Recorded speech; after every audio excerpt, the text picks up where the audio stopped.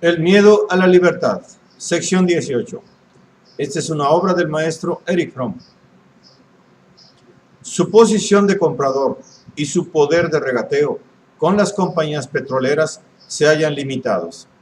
Repite mecánicamente siempre el mismo acto de llenar depósitos de gasolina y vender lubricantes. Tiene una oportunidad mucho menor que el antiguo almacenero para utilizar aptitudes de pericia, iniciativa y energía individuales. Sus beneficios se hallan determinados por dos factores: el precio que debe ganar por la gasolina y los lubricantes, y el número de automovilistas que paran en su estación de servicio. Ambos factores escapan en gran parte a su dominio. Simplemente debe funcionar como un agente entre el mayorista y el consumidor. Desde el punto de vista psicológico, existe muy poca diferencia entre el hecho de estar empleado por la compañía y el de ser un comerciante independiente. Siempre se trata de un mero engranaje de la vasta máquina de distribución. Por lo que se refiere a la nueva clase media, integrada por los obreros de cuello duro, cuyo número ha ido creciendo con la expansión de la gran empresa, es obvio que su posición resulta muy distinta de la de los pequeños comerciantes e industriales independientes de otro tiempo.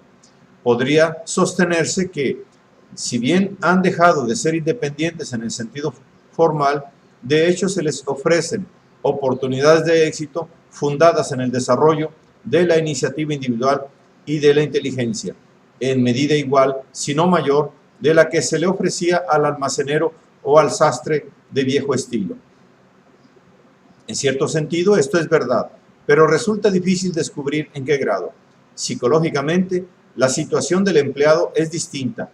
Es parte de una vasta máquina económica, realiza una tarea altamente especializada, se halla en feroz competencia con centenares de colegas que se encuentran en la misma posición y si llega a dejarse superar, es inexorablemente despedido. Más brevemente, aun cuando sus probabilidades de éxito resulten a veces mayores, no deja de haber perdido gran parte de la seguridad y la independencia del antiguo hombre de negocios. En cambio, se ha tornado un engranaje, a veces pequeño, a veces más grande, de una maquinaria que le impone su ritmo, que escapa a su dominio y frente a la cual aparece como una insignificante pequeñez. Las consecuencias psicológicas de la vastedad y superioridad de poder de la gran empresa han incidido también sobre el obrero. En la pequeña empresa de otrora, éste conocía personalmente a su patrón y se hallaba familiarizado con su fábrica, cuyo total funcionamiento podía observar. Si bien era tomado y despedido según las necesidades del mercado, siempre existía alguna relación concreta con el patrón y su empresa, capaz de otorgarle el sentimiento de pisar un suelo familiar y conocido.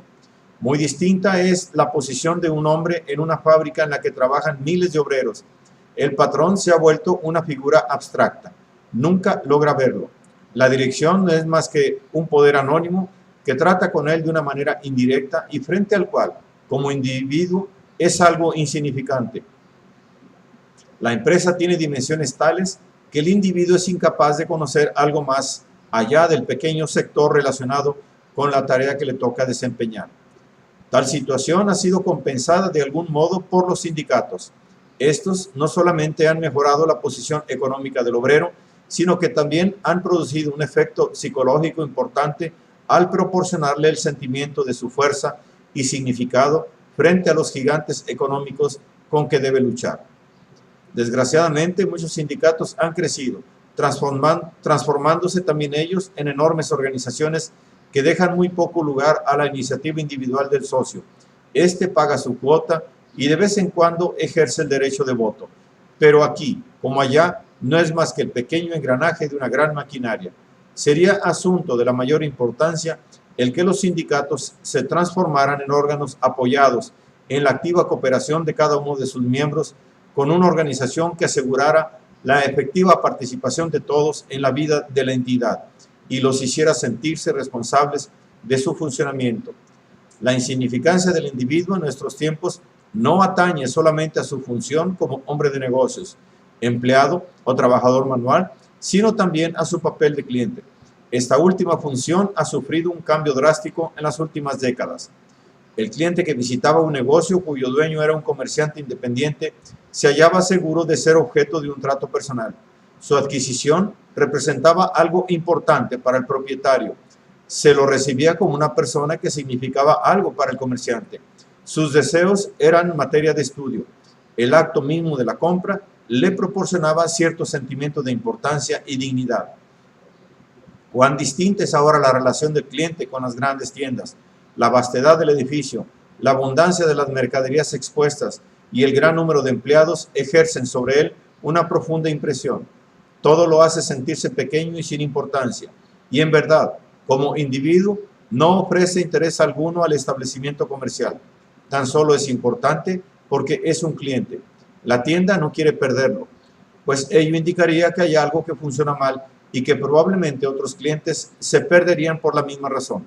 Es importante en su carácter de cliente abstracto, pero como cliente concreto no significa nada en absoluto. No hay nadie que se alegre por su visita, nadie que se preocupe especialmente por satisfacer sus deseos. El acto de comprar se ha vuelto análogo al de adquirir sellos en una oficina de correos. Esta situación se acentúa aún más debido a los métodos de la propaganda moderna. Los argumentos comerciales del hombre de negocios de viejo estilo eran esencialmente racionales.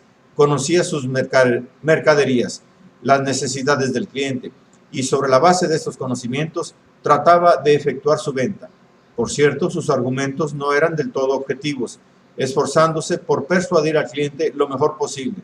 Sin embargo, para ser eficiente y alcanzar sus objetivos, debía emplear una forma racional y sensata de persuasión. La propaganda moderna, en un amplio sector, es muy distinta. No se dirige a la razón, sino a la emoción. Como todas las formas de sugestión hipnótica, procura influir emocionalmente sobre los sujetos para someterlos luego también desde el punto de vista intelectual. Esta forma de propaganda influye sobre el cliente, acudiendo a toda clase de medios.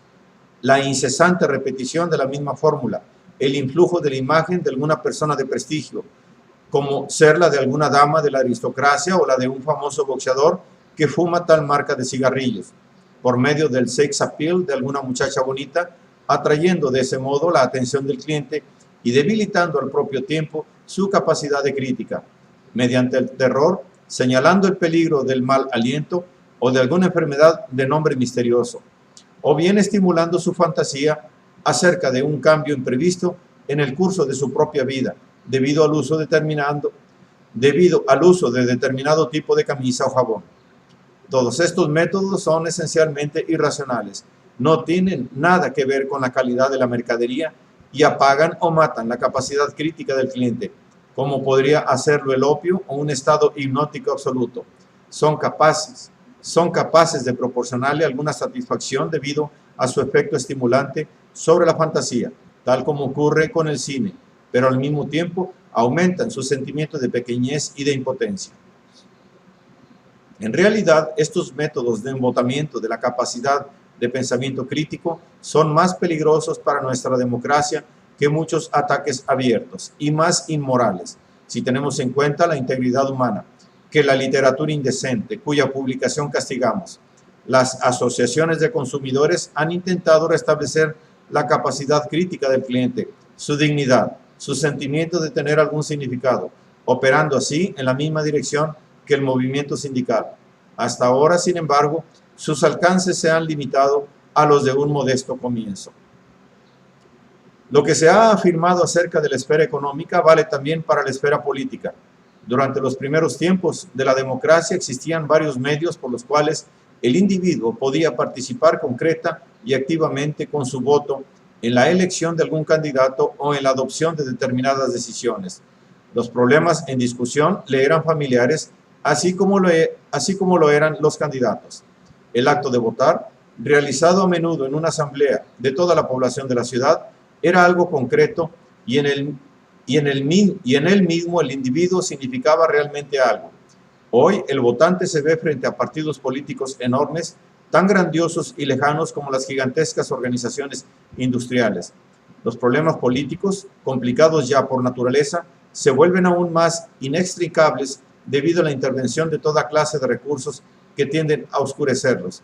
El votante puede llegar a ver alguna vez a su candidato durante el periodo electoral, pero desde que se inició el uso de la radio, no es probable que lo vea con frecuencia, perdiéndose con ello el último medio que le permitía juzgar a su candidato. De hecho, debe elegir entre 2 o 3 personas que las organizaciones partidarias le presentan, pero tales candidatos son el resultado de su elección. Elector y candidato se conocen muy poco entre sí, y su recíproca relación posee un carácter tan abstracto como todas las demás.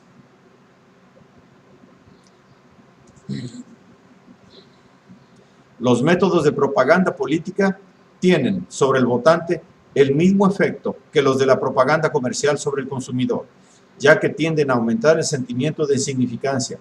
La repetición de eslogans y la exaltación de factores que nada tienen que ver con las cuestiones discutidas inutilizan sus capacidades críticas. En la propaganda política, el llamamiento claramente formulado y de tipo racional constituye más bien la excepción que la regla. Esto ocurre hasta en los países democráticos. Obligado a enfrentarse con el poder y la magnitud de los partidos, tal como se le aparecen a través de su propaganda, el votante no puede dejar de sentirse pequeño y poco importante.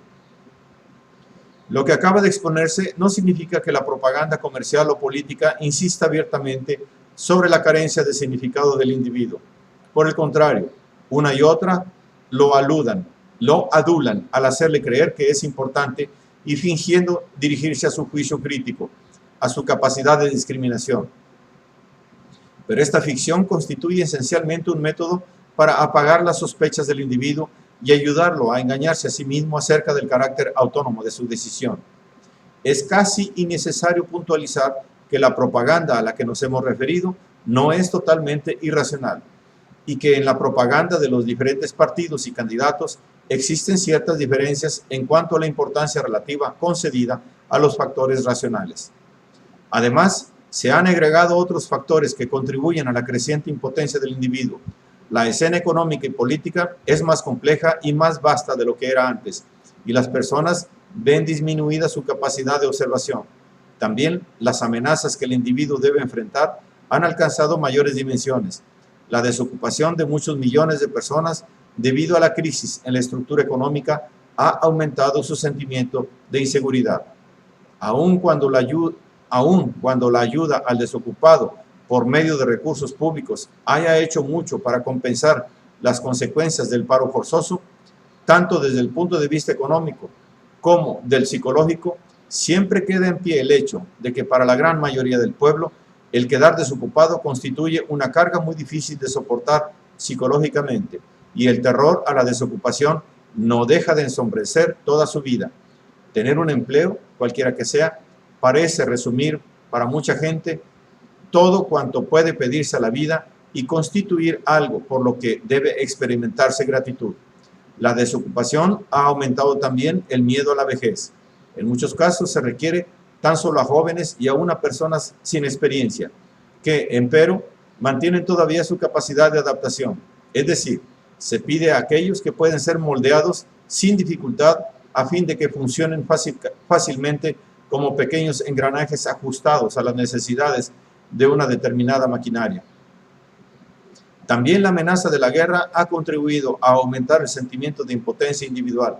Por cierto, no faltaron guerras durante el siglo XIX, pero desde la Primera Guerra Mundial, las posibilidades de destrucción han aumentado de una manera tan tremenda que la amenaza de un conflicto bélico se ha convertido en una pesadilla que, aun cuando pueda permanecer inconsciente en muchas personas, hasta tanto su país no se vea directamente envuelto en la guerra, no deja de ensombrecer sus vidas y acrecentar el sentimiento de pánico e impotencia.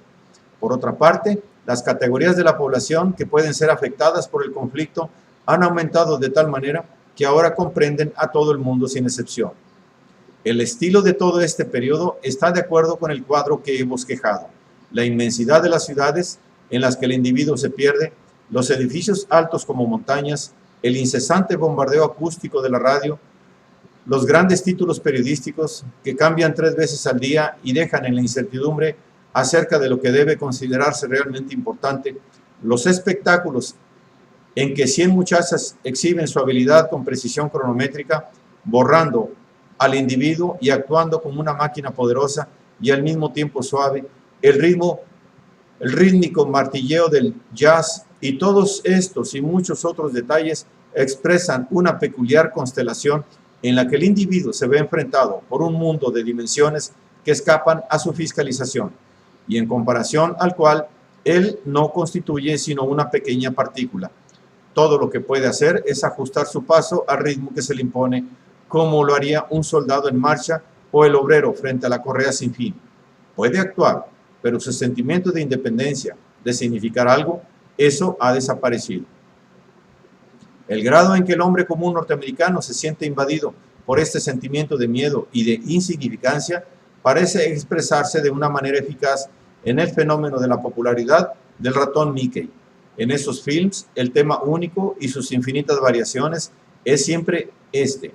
Algo pequeño es perseguido y puesto en peligro por algo que posee una fuerza abrumadora, que amenaza matarlo o devorarlo.